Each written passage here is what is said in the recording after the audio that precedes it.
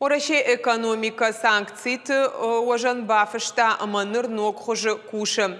Ахаму эксперты қуды. Ораше Центробанк райдыта ламығдар канын валютай мабашт аран варттыта.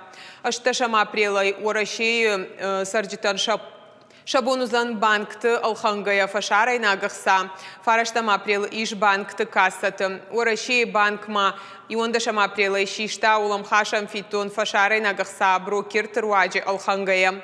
Ожардылу нурлаун канзыштам раждар уддуадаш проценты. Экономисты нахаштам гашка ахам мазал труаджи бантышсан баштай валютай мабашту аварфа хуждарканын. Все действия в экономике являются рациональными и направлены на достижение экономической сбалансированности, а в коммерческой деятельности это получение прибыли. Действия Центрального банка России, они не являются исключением. У ЦБ, как и у любого монетарного регулятора других стран, есть такой важный государственный документ, как платежный баланс. Специалисты Макуджаханс автомой Центробанчи архайдеруаджи инфляции ахадензинат фанулагдар иш. Мы очень хорошо помним, что еще месяц назад с банковских счетов оперативно было снято порядка 7 триллионов рублей.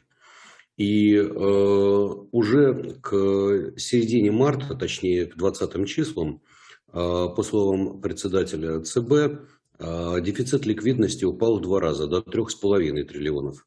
То есть высокая ставка позволила людям, которые забрали деньги, задуматься и вернуть деньги в банки. Потому что, извините, когда вам предлагают ставочку в районе 20%, а некоторые банки предлагали и выше, то люди задумались и поняли, что это, в общем-то, ставка хорошая.